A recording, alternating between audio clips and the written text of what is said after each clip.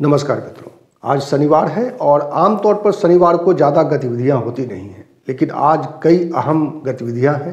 आज नीति आयोग की बैठक थी और प्रधानमंत्री ने इस बैठक में हिस्सा लिया।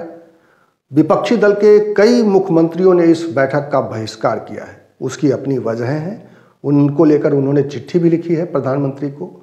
मैंने तो चिट्ठी में लिख के भेज दी। मैंने कहा मेरे पिछले साल वाले भाषण को इस बार भी वही मान लिया जाए, क्योंकि कुछ पिछले साल जो मांगा था वो तो दिया नहीं। आरडीएफ के पैसे नहीं दिए, एनएचएम के पैसे नहीं देते, स्टेट का जो हक बनता है वो देते नहीं है। नीति आयोग में हम फोटो खिंचवाने जाएंगे क्या? मतलब ये मीटिंग करते हैं लेकिन चलाते अपनी मर्जी से हैं, और ऐसा नहीं होगा। भारत एक गुलदस्ता है, गुलदस्ते में हर किस्म के फूल होते हैं, हर फूल का अपना रंग, अपनी सुगंध होती है। ये चाहते हैं एक ही जैसे फूल हों बस। इन सब के बीच में केजरीवाल का अपना अभियान जारी है। दिल्ली को लेकर जो अध्यादेश सरकार ने जारी किया है उसके विरोध में वो लगातार विपक्षी दल के नेताओं से मुलाकात कर रहे हैं, उनसे समर्थन की मांग कर रहे हैं। और इसी सिलसिले में आज वो तेलंगाना पहुंचे थे। केसीआर से उनकी मुलाकात हुई है, बहुत अच्छी मुलाकात हुई है। केसीआर ने न केवल उनका समर्थन किया है बल्कि प्रधानमंत्री नरेंद्र मोदी से उन्होंने इस अध्यादेश को वापस लेने की मांग की है। आम आदमी पार्टी के नेता अरविंद केजरीवाल इसी अध्यादेश के खिलाफ में विपक्षी दलों की जो मुहिम चला रहे हैं उसके सिलसिले में कांग्रेस के नेताओं से भी बातचीत करना चाहते हैं। उन्होंने मल्लिकार्जुन खड़गे और राहुल गांधी से समय मांगा है। कांग्रेस इस मुद्दे पर उनसे बातचीत के लिए समय देने को लेकर थोड़ा झिझक रही है। कांग्रेस के एक नेता का बयान आया है कि उनका संदेश आया है, उस पर हम विचार कर रहे हैं, और ख़ास तौर पर वो पंजाब यूनिट और दिल्ली यूनिट के नेताओं से बात करने के बाद कांग्रेस नेतृत्व इस बारे में फैसला करेगा। कांग्रेस की पंजाब यूनिट और कांग्रेस की दिल्ली यूनिट अरविंद केजरीवाल या आम आदमी पार्टी से किसी तरह की बात का विरोध कर रही है। उनके मन में कई सवाल हैं जिसको लेकर कई पहले भी चर्चा हो चुकी है। मैंने दिल्ली के नेता अजय माकन का एक वीडियो आपके सामने रखा था जिसमें वो काफ़ी गुस्से में थे और वो अरविंद केजरीवाल से जवाब मांग रहे थे, और वो ये भी कह रहे थे कि अरविंद केजरीवाल किस मुंह से कांग्रेस से समर्थन की मांग कर रहे हैं। उन्होंने पूरा गिनाया है कि कब कब अरविंद केजरीवाल ने कांग्रेस को धोखा दिया है, और अरविंद केजरीवाल उन जगहों पर लगातार जा रहे हैं जहां पर कांग्रेस का वजूद है, जहां कांग्रेस लड़ाई में है, जहां कांग्रेस सत्ता में है, जहां कांग्रेस सत्ता में आने की कोशिश में है। अजय माकन का आरोप है कि अरविंद केजरीवाल जानबूझकर कांग्रेस को नुकसान पहुंचाना चाहते हैं और दूसरी तरफ वो कांग्रेस से समर्थन चाहते हैं। अब देखना यह है कि कांग्रेस नेतृत्व अपने स्टेट यूनिट की बात को समझते हुए क्या फैसला लेती है। लेकिन इस बीच एक और नया पेच फंस गया है। पेच ये फंस गया है कि अरविंद केजरीवाल की पार्टी आम आदमी पार्टी ने आज राजस्थान में जाकर बड़े राजनीतिक युद्ध का ऐलान कर दिया है। मैं संदीप कुमार पाठक राजस्थान की धरती को साक्षी मानकर यह शपथ लेता हूं कि आम आदमी पार्टी द्वारा निर्देशित सभी गतिविधियों का निष्ठापूर्वक पालन करूंगा। मैं पार्टी के किसी भी कार्यकर्ता के प्रति बिना पक्षपात किए सच्ची निष्ठा से अपने कर्तव्य का निर्वहन करूंगा। मैं पद, प्रतिष्ठा। हालांकि असली लड़ाई 18 जून से शुरू होगी जब अरविंद केजरीवाल वहां पर गंगानगर में, श्री गंगानगर में एक विशाल रैली करने जाएंगे। इससे पहले आज एक तस्वीर सामने आई है जिसमें आम आदमी पार्टी के बड़े नेता संदीप पाठक ने इसको संबोधित किया है, और एक बड़े विशाल समूह को संबोधित करते हुए वो दिखाई दे रहे हैं। और ये समूह, ये जो दिखाई दे रहा है, ये जो भीड़ दिखाई दे रही है, ये आम जनता नहीं है, ये आम आदमी पार्टी के कार्यकर्ता और अलग अलग संगठनों के प्रभारी और इंचार्ज हैं।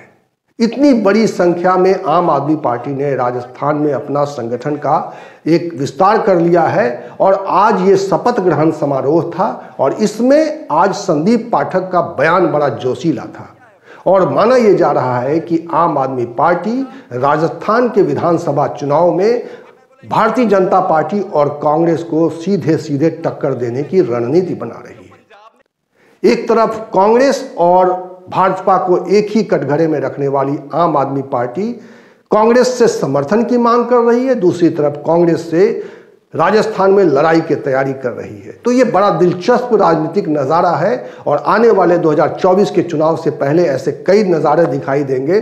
मैं इस वीडियो में आपको दिखाना चाहता हूं वो वीडियो जो आम आदमी पार्टी के इस कार्यक्रम का प्रमुख हिस्सा है और आप देखेंगे कि इसमें किस तरह से आम आदमी पार्टी ने कांग्रेस पर निशाना साधा है, कांग्रेस के लिए क्या क्या कहा है और राजस्थान में वो किस तरह की तैयारी कर रही है। राजस्थान के किसी भी दफ्तर में चले जाओ, अगर मैं गलत कह रहा हूं तो मुझे बताना। राजस्थान के किसी भी दफ्तर में चले जाओ, कोई भी काम बिना पैसे के नहीं होता है। गलत तो नहीं कह रहा मैं, गलत तो नहीं कह रहा हूं मैं। कोई भी काम बिना पैसे के नहीं होता। भ्रष्टाचार चारों तरफ, बेरोजगारी इतनी फैली हुई है। राजस्थान में 18.5 लाख लोग रजिस्टर्ड बेरोजगार है। बाकी असली बेरोजगारी की तो आप बात छोड़ दो। जिनका नाम रजिस्टर है उनकी संख्या 18.5 लाख है। उन 18.5 लाख लोगों का जीवन का क्या होगा? इसकी जिम्मेदारी कौन लेगा? इसकी जिम्मेदारी कौन लेगा? सरकार लेगी। जनता ने वोट दिया है, इसकी जिम्मेदारी वसुंधरा गहलोत दोनों को लेनी पड़ेगी। इतने सारे कर्मचारी यहां, अभी बहुत सारे बाबू जो हैं वो यहां पे सामने में बैठे हुए हैं। यहां पे अगर वो मेरी आवाज सुन रहे होंगे तो मैं उनको आश्वस्त करना चाहता हूं कि अगर आम आदमी पार्टी की सरकार बनेगी तो किसी को हम इस तरीके से धूप में बैठने नहीं देंगे। इनकी सारी मांगे सरकार पूरी। आखिर ये अपने लोग ही तो है। ये कौन है? ये इनका मांग क्या है? जब महंगाई इतनी बढ़ गई तो इनको आप धूप में इस तरीके से छोड़ रखे हो। इनकी कान पर मैं इनसे कहना चाहता हूं कि ऐसे प्रोटेस्ट करने से इनका काम नहीं बनेगा। इनका क्या नुकसान है? ये अपने एसी में बैठे होंगे, ये अपने दफ्तर में बैठे होंगे, आप सारे यहां धूप में बैठे हो। इनको वोट ना देकर सत्ता से पदच्युत करना पड़ेगा। वही एकमात्र तरीका है। इस तरीके से आंगनवाड़ी की हमारी बहनें, हमारी माताएं प्रोटेस्ट कर रही है। पूरा राज्य में सारे महकमा प्रोटेस्ट में है। और ये क्या चला रहे हैं? ये चला रहे महंगाई बचत केंद्र। क्या है वो? महंगाई राहत। आप लोग गए थे महंगाई राहत केंद्र में? जब पैसा मेरा, जब सारी सुविधा मेरी, तो मैं लाइन में क्यों लगूं? जवाबदेही तो सरकार की है कि मेरे घर में आके सुविधा दे के जाए। गलत तो नहीं कह रहा मैं। सुविधा आपके घर में आनी चाहिए, नहीं आनी चाहिए? सरकार आपके घर में आनी चाहिए, नहीं चाहिए? सरकार को आपके घर में आम आदमी पार्टी लेकर आएगी। किसी राहत केंद्र में जाने की जरूरत नहीं है। कितने बता रहे थे मुझे विनय जी की कुछ लोगों की मौत हो गई है। इतनी धूप में लोगों को लाइन पे ये लगा रहे। क्यों? महंगाई राहत। अरे भाई, महंगाई राहत तो उसका अधिकार है। महंगाई राहत तो उसका अधिकार है। उसी का पैसा, जनता का पैसा तुम पहले लूट लिए, लूट के अपने जेब में रख लिए और उसमें से थोड़ा सा आप निकाल के कह रहे हो कि मैं महंगाई राहत दूंगा, आप लाइन में लगो। कह दो इनको कोई लाइन में नहीं लगेंगे, घर में आओ और राहत देकर जाओ अगर वोट चाहिए।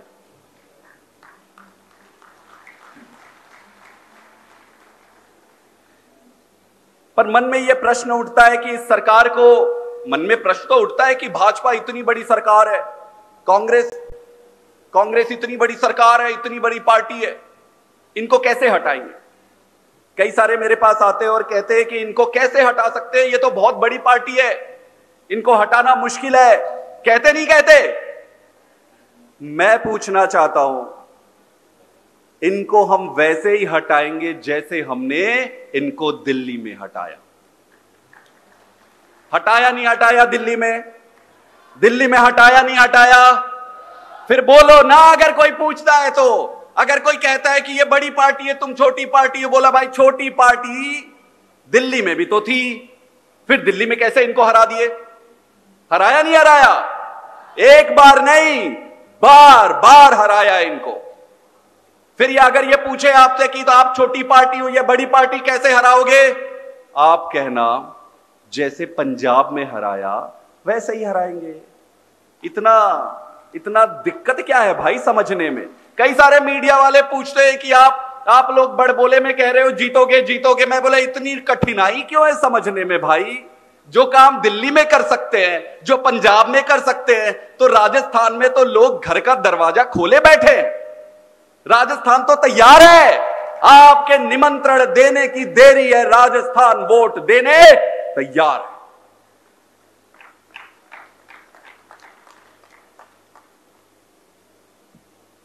दिल्ली की जनता को, पंजाब की जनता को, हमारे जो वॉलेंटियर थे, पदाधिकारी थे, कोई बाहर से ऊपर से कोई उतर के आके बाहर से कोई जाकर सरकार नहीं बनाया। पंजाब के लोगों ने, दिल्ली के लोगों ने स्वयं संघर्ष किया। आपको भी यह ध्यान रखना पड़ेगा कि स्वयं संघर्ष करना पड़ेगा। कोई बाहर से आके आपको सरकार बना के देने वाला नहीं है। अपनी जिम्मेदारी खुद उठानी पड़ेगी, अपनी लड़ाई खुद लड़ना पड़ेगा, अपना संघर्ष खुद करना पड़ेगा। फिर एक मन में प्रश्न उठता है कि कैसे इनको हटाए। इनका एक फॉर्मूला है, फॉर्मूला क्या है भाई? आपने जाके इनसे सीधी लड़ाई तो लड़नी नहीं है।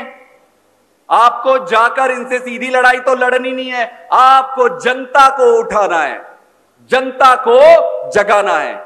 जनता फिर जो करना है इनका कर लेगी। फिर आप आराम से चाय पीते बैठो, जनता इनका सफाया झाड़ू लेके साफ कर देगी इनको। तो हमें यह प्रतिज्ञा लेनी पड़ेगी, कि जहां पर भी आप रहते हो उसके 50 किलोमीटर आसपास के दायरा में, ध्यान से सुनना, एक मंत्र दे रहा हूं मैं। आप जहां पर भी रहते हो उसके 50 किलोमीटर के एरिया में कोई भी एक भी घर ऐसा ना बच जाए जहां आप ना जाओ। एक एक घर में आपको जाना है, एक एक घर में जाना है, एक एक व्यक्ति को जगाना है, बताना है कि उठो, तुम्हारे अधिकार को ये खा रहे हैं बैठ के, अपने अधिकार को छीन के वापस लो। और कुछ करना नहीं है, एक बटन दबाना है। तो आप जहां पर भी रहते हो उसके आसपास के, चाहे जिस भी गांव में रहते हो, जिस भी मोहल्ले में रहते हो, अब आपको जिम्मेदारी उठानी होगी कि उस गांव के, उस मोहल्ले के एक एक आदमी के घर में आपको 10-10 बार जाना पड़ेगा। कितनी बार जाना पड़ेगा? कितनी बार जाना पड़ेगा? पहली बार जाओगे तो वो हंसेंगे आप पे, पहली बार जाओगे तो कहेंगे कि कुछ नहीं होना आपका, भाजपा कांग्रेस आएगी। आप बोलना कोई बात नहीं सर, मैं तो आपको ये बताने आया हूं कि आपका जो बेटा बड़ा होनहार है, अगर अच्छा स्कूल होता तो डॉक्टर इंजीनियर बन जाता। नमस्ते बोल के आप चले जाना। वो सोच में पड़ जाएगा, उसको लगेगा यार ये बात तो सही कह रहे हैं। अगली बार जब आप जाओगे फिर आप पे हंसेगा। आप बोलना कोई बात नहीं सर, मैं तो कहता था आपकी बूढ़ी माँ जो पड़ी है उसको आप अपोलो में जाके इलाज कराते हो, लाखों रुपए लगता है, अगर केजरीवाल की सरकार होती तो फ्री में इलाज होता। वो सोच में पड़ जाएगा। तीसरी बार अब जब जाओगे तो आपको बोलेगा भाई साहब अंदर आओ चाय पिलाता हूं। गलत तो नहीं कह रहा मैं? तीसरी बार जब जाओगे आपको वो चाय पिलाएगा, आपसे पूछेगा कैसे, आप फिर इत्मीनान से बताना। आपका मान सम्मान चारों तरफ बढ़ते जाएगा, आपको लोग केजरीवाल कहते जाएंगे, लेकिन एक भी घर मत छोड़ना। और हां, जो घर आप पे ज्यादा हंसता हो उस घर में ज्यादा जाना। बाकी घरों में 3 बार चाय पीने जाते हो तो उसके बाद 10 बार चाय पीने जाना। मैं आपको विश्वास दिलाता हूं, आप जाते रहो, उनके घर जाते रहो, उनको समझाते रहो। हम बार बार कहते हैं ना कि देश के लिए मैं क्या करूं, मैं क्या करूं, मुझे करना है देश के लिए, देश की सेवा करनी है। देश की सेवा कैसे होती है? देश की सेवा होती कैसे है? देश की सेवा ऐसे ही होती है, एक एक घर में 10-10 बार आप जाओ, यह आपकी देश की सेवा है, यह आपकी देशभक्ति है। आप सबको आज पद मिला है, मैं 2-3 चीजें कहना चाहता हूं। पद पे अहंकार मत करना। हो सकता है आपके किसी साथी को सर्कल इंचार्ज ना बनाया गया हो, ब्लॉक इंचार्ज ना बना गया हो, पद का अहंकार मत करना। अगर आपका कोई साथी है जिसको पद नहीं मिला है तो पहले बैठने के लिए सम्मान आप अपने साथी को देना। दूसरा, आपको कठिन परिश्रम करना पड़ेगा। बिना परिश्रम के कुछ नहीं आने वाला है, बिना परिश्रम के कुछ नहीं आने वाला है। आपको कठिन संघर्ष और परिश्रम करना पड़ेगा। तीसरी चीज, टीम वर्क। मैं आपको बताऊं कि कांग्रेस और भाजपा के बर्बादी का राज क्या होने वाला है। आपस में कुर्सी की लड़ाई। आप कांग्रेस का देख सकते हो, यहां पे जो दो इनके बड़े नेता है 24 घंटे आपस में लड़ रहे हैं। इन दोनों नेताओं को देश से, राजस्थान से कोई लेना देना नहीं है। इनको किसी चीज से एक ही चीज से मतलब है कि सत्ता को, कुर्सी को कैसे लाऊं, कैसे पकड़ूं, कैसे पकड़ूं, कैसे पकड़ूं, कैसे। धिक्कार है ऐसे जीवन को। दुर्भाग्य इस देश का कि हमें ऐसे नेता मिले। हमें नहीं लड़ना है, हमें नहीं लड़ना है, हमको नहीं लड़ना है। आपस में टीम बन के काम करना है। एक मुट्ठी जैसे रहोगे तो कोई माई का लाल नहीं है जो आपको छू सके। अकेले अकेले रहोगे तो कोई भी आके उंगली करके चला जाएगा। गलत तो नहीं कह रहा मैं, गलत तो नहीं कह रहा मैं। आप अगर 5 आदमी भी हो और वो अगर 100 आदमी भी है, अगर आप इकट्ठे हो तो कोई कुछ भी नहीं कर सकता। गुरु गोविंद सिंह जी ने कहा था, आप सबको याद है, याद है आपको, चिड़िया नाल में बाज लड़ावा, 1.25 लाख नू एक लड़ावा। उन्होंने कहा था कि अगर देश की रक्षा करनी है तो एक एक को 1.25 लाख से लड़ना होगा। हमारी परिस्थिति आज वैसे ही है। हम उसी पड़ाव पर खड़े, तो एकता के साथ काम करनी पड़ेगी। और सबसे इंपॉर्टेंट चीज, खुद पर भरोसा होना चाहिए। क्या होना चाहिए? खुद पर क्या होना चाहिए? कॉन्फिडेंस। ऐसे चौड़े होके होना चाहिए। अरे क्यों ऐसे रहते हो, ऐसे क्यों रहते हो? शरीफ आदमी हो इसका मतलब यह थोड़ी कि सीना ऐसे रहे। शरीफ हो, अच्छे हो, इसलिए चौड़े रहो। ये तब तक तुम्हारा लोहा नहीं मानेंगे जब तक तुम अपने सामर्थ्य का परिचय इनको नहीं दोगे। हमें अपने सामर्थ्य का परिचय देना पड़ेगा। 18 जून को, कब कब कब 18 जून को कहां? कहा? गंगानगर में।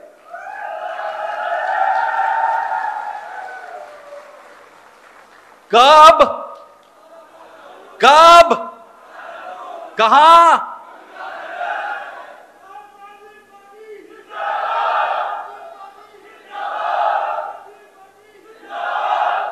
अठारह जून को गंगानगर में आम आदमी पार्टी अपने सामर्थ्य का परिचय देगी इन दोनों पार्टी को।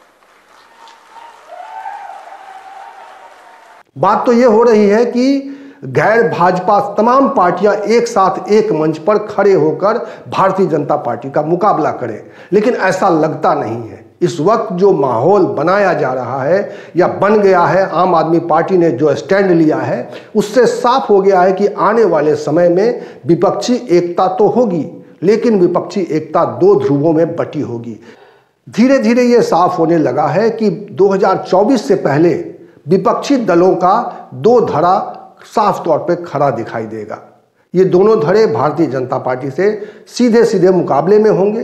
कौन सा धड़ा कितना मजबूत होगा इस वक्त ये कह पाना आसान नहीं है, लेकिन ये दिख रहा है कि एक धड़ा होगा कांग्रेस और क्षेत्रीय दलों का, जिसमें क्षेत्रीय दल कांग्रेस के साथ होंगे और कांग्रेस उन राज्यों में जहां उनके साथ तालमेल में है, जैसे शरद पवार की पार्टी एनसीपी के साथ में है, जैसे बिहार में जेडीयू के साथ में है, इसी तरह कांग्रेस जहां पर अपने जो क्षेत्रीय दलों के साथ जहां उनका तालमेल है, वहां पे कांग्रेस के साथ वो दल खड़े दिखाई देंगे। दूसरी तरफ होगा गैर भाजपा गैर कांग्रेस दलों का एक बड़ा समूह, जिसमें आम आदमी पार्टी भी हो सकती है, तृणमूल कांग्रेस हो सकती है, टीआरएस केसीआर की पार्टी बीआरएस हो सकती है, भारत राष्ट्र समिति हो सकती है, और ऐसे ही दल दिखाई देंगे जो इस समूह का नेतृत्व करेंगे और एक तरह से भारतीय जनता पार्टी के खिलाफ में विपक्षी दलों का दो गुट अलग अलग भारतीय जनता पार्टी से लड़ती हुई दिखाई देगी। राजनीति में कुछ भी असंभव नहीं होता है। आने वाले समय में राजनीति क्या रूप लेगी उसको हम देखेंगे, लेकिन इस वक्त आप देखिए राजस्थान में आम आदमी पार्टी का ये युद्ध घोष। 18 जून को गंगानगर में आम आदमी पार्टी अपने सामर्थ्य का परिचय देगी इन दोनों पार्टी को। इस वीडियो में इतना ही। इसी तरह की चर्चा के साथ, इसी तरह के विमर्श के साथ और इसी तरह के सवाल के साथ मैं आपको मिलूंगा अगले वीडियो में। तब तक के लिए नमस्कार।